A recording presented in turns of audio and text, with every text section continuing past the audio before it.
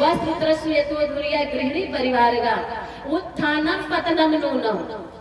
ये पत्नी के अंदर, ये नारी के अंदर, ये घर की देवी के अंदर वो शक्ति, वो कला, वो क्षमता है कि ये चाहे तो उत्थान, उत्थान का मतलब स्वर्ग से भी सुंदर अपने परिवार को, अपने घर को बना दे।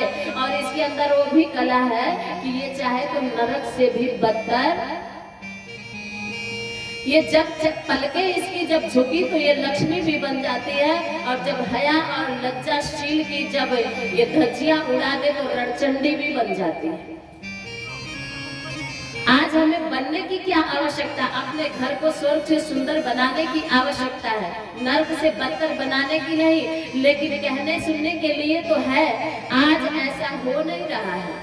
आज पत्नियां जो हैं, जो घर की देवी हैं, कहते हैं मंदिर में पुजारी का, मंदिर में पुजारी का और घर के मंदिर में नारी का बड़ा ही, बोलिए ना, कुछ महत्व है। मंदिर में पुजारी का, घर में नारी का बड़ा ही महत्व है। और ये महत्व हम ही नहीं बता रहे हैं, ये दौम्य ऋषि ही नहीं बता रहे हैं। धरती के सबसे पहले मनु महाराज ने मनु स्मृति में 3 अध्याय के 56वें श्लोक में आप लोगों को बताया क्या, यत्र नार्यस्तु पूज्यन्ते रमन्ते तत्र देवता।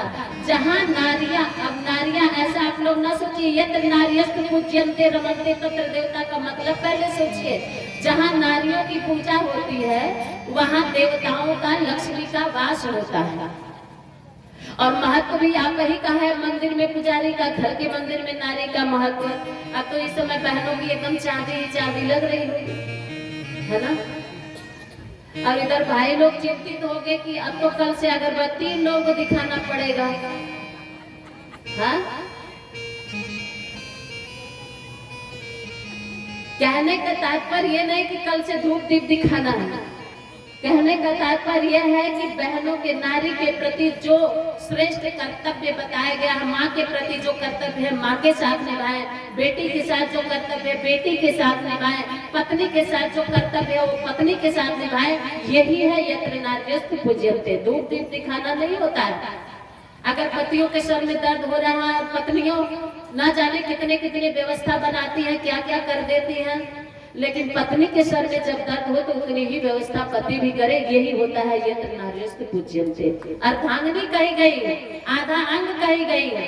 अब पति का सर दर्द होता है तो पत्नी परेशान होती है, पान लगा दो, चाय बना दो, क्रोसिन दे दो, सर दबा दो, ठंडा तेल, गरम तेल, क्या क्या कर डालती है। लेकिन उतना ही दर्द पति को भी होना चाहिए कि पत्नी के सर में दर्द हो तो उसको भी ये दर्द होना चाहिए, क्योंकि आधा अंग। पति अगर, पत्नी अगर घर में उजाला बन करके प्रकाश देती है तो उस उजाला में पति पत्नी दोनों का सहयोग होना चाहिए। पत्नी अगर बाती बनती है तो पति को भी तेल बनकर उसके साथ जलना पड़ता है।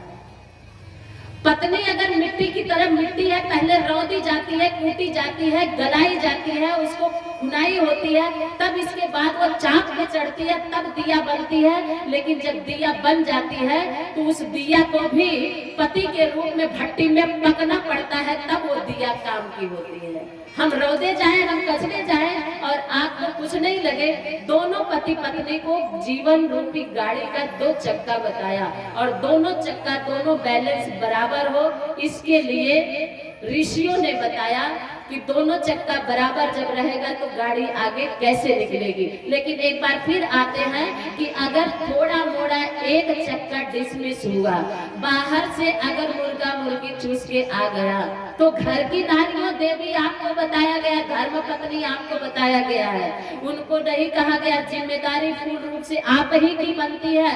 वो भले लड़खड़ाए, लुढ़कता आए चलेगा, लेकिन आपको अकेले सीता बनना पड़ेगा। थोड़ा मोड़ा अगर रावण के खानदान का लक्षण आ गया पति में तो कोई बात नहीं है, लुढ़कने दीजिए, आप अपने रास्ते से ना हटिए, आप अपने कर्तव्य पे बने रहिए। क्यों? क्योंकि ड्राइविंग आपके हाथ में है।